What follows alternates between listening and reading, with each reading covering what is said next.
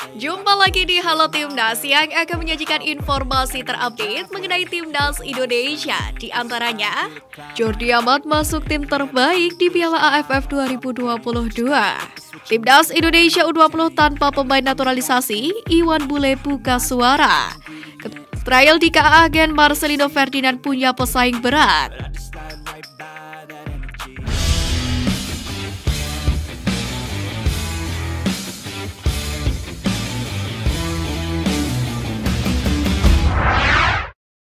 Jordi Amat masuk tim terbaik di Piala AFF 2022. Bek naturalisasi Jordi Amat menjadi satu-satunya pemain Timnas Indonesia yang masuk tim terbaik atau Best 11 Piala AFF 2022. Jordi Amat terpilih bersama 3 bek lainnya untuk mengisi posisi kuartet lini belakang. Dalam tim terbaik yang dirilis pihak Piala AFF, Jordi Amat berduet dengan Kristada Kamban di jantung pertahanan.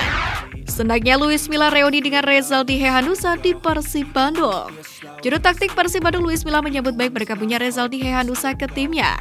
Rezaldi dan Luis Milla sendiri pernah bekerja sama di Timnas Indonesia, di mana pemain yang akrab disapa Bule itu merupakan andalan di posisi bek sayap saat Luis Milla jadi pelatih Timnas Indonesia selama 2017-2019. Untuk itu pelatih asal Spanyol itu mengaku sudah tahu betul dengan gaya dan karakter permainan Rezaldi, mengingat keduanya sempat bekerja sama ketika menangani Timnas Indonesia. Begitu pula sebaliknya, Rezaldi pun sudah paham dengan sistem yang diterapkan oleh ex-pelatih Timnas Indonesia itu. Jadi menurut Luis Milla akan lebih mudah ketika bergabung ke Persib Bandung. Iwan Bule sebut Piala Asia U20 jadi tolak ukur Garuda Nusantara untuk Piala Dunia U20. Ketua Umum PSSI Muhammad Iriawan atau yang akrab disapa Iwan Bule berharap Timnas Indonesia U20 bisa meraih hasil maksimal di Piala Asia U20 nanti. Karena menurut Iwan Bule, turnamen tersebut juga menjadi tolak ukur persiapan Garuda Nusantara menghadapi Piala Dunia U20 mendatang. Untuk persiapan menghadapi Piala Asia U20 sendiri, Timnas Indonesia akan menggelar pemusatan latihan atau TC di Jakarta, tepatnya pada 1 hingga 28 Februari 2023 mendatang. Tak hanya berlatih, skuad Garuda pun juga bakal melahap sejumlah pertandingan persahabatan. Timnas Indonesia U20 tanpa pemain naturalisasi, Iwan Bule buka suara.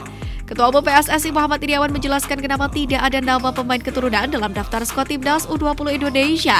Muhammad Iriawan menjelaskan bahwa ketiga pemain itu masih belum selesai proses naturalisasinya.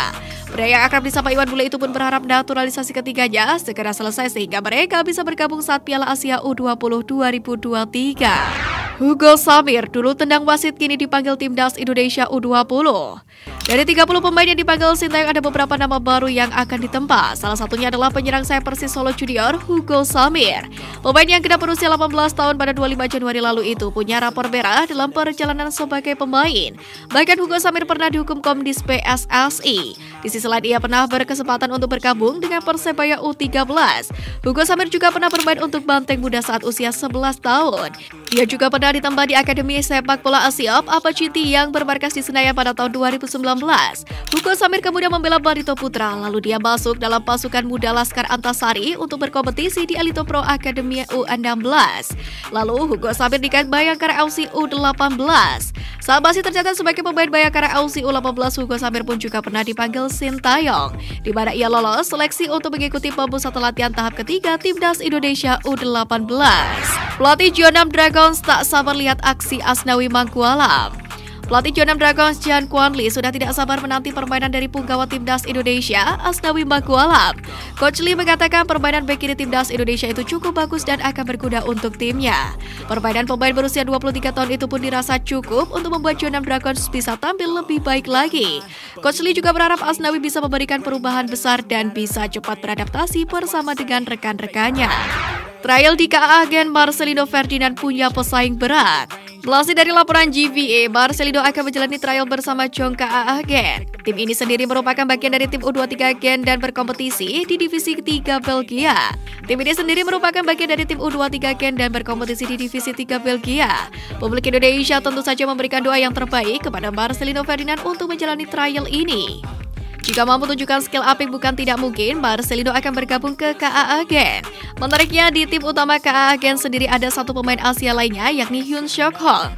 Pemain asal Korea Selatan ini menjadi andalan KA Agen pada musim 2022-2023. Mengutip dari data transfer market, Hyun menjadi salah satu pemain menonjol di KA Agen musim ini. Bersama Seven Camps, Hyun memuncaki daftar pencetak asis KA Agen terbanyak.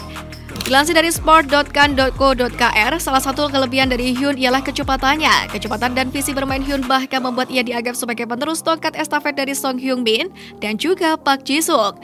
Untuk itu menarik melihat apakah mungkin Marcelino Ferdinand bisa menggeser posisi Hyun yang sekarang masih jadi andalan KA Agen. Nova Arianto bangga Asnawi pindah ke Jeonnam Dragons. Asnawi Mangkualam akhirnya resmi bergabung dengan Jeonnam Dragons pada Jumat 27 Januari kemarin. Asisten pelatih timnas Indonesia Nova Arianto pun turut bangga melihat perjalanan anak asuhnya itu di Korea Selatan. Nova memberi pesan kepada pemainnya tersebut untuk terus teguh dalam pendirian. Dia juga meminta Asnawi untuk terus mengikuti kata hati dan menampik omongan buruk orang tentangnya. Kini performa Asnawi pun kian dinanti di musim ini. Ex-punggawa PSM Makassar itu diharapkan bisa terus memberikan kebanggaan untuk Indonesia. Witan starter AS Trenčín bermain imbang tanpa gol. Kabar terbaru muncul dari pemain abroad Indonesia Witan Sulaiman, di mana winger andalan timnas Indonesia itu sudah kembali bermain bersama klubnya asal Slovakia AS Trenčín.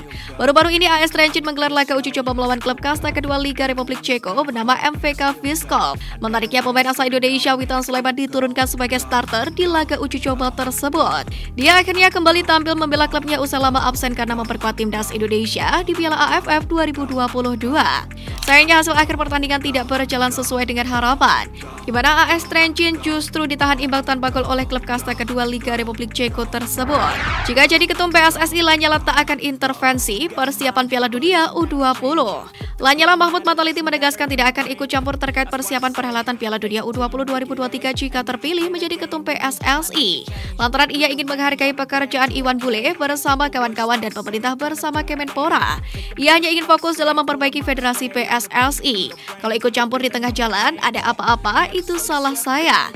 Kita menghindari supaya jangan ada anggapan kalau semua karena ada Piala Dunia, tegas Lanyala. Semakin dilirik tim Asia, Thailand dan Vietnam dapat undangan Piala Doha 2023.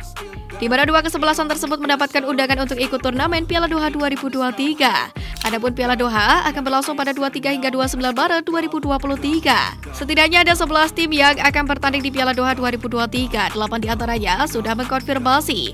Thailand dan Vietnam sendiri akan menghadapi 4 negara peserta Piala Dunia 2022 Qatar. Piala Doha 2023 bisa menjadi persiapan untuk Thailand dan Vietnam menjelang SEA Games serta ASEAN Games. Sebelum bergeser ke berita selanjutnya, jangan lupa untuk like, comment, subscribe, and turn on notification supaya tidak ketinggalan berita terupdate lainnya mengenai Timnas Indonesia hanya dari Halo Timnas.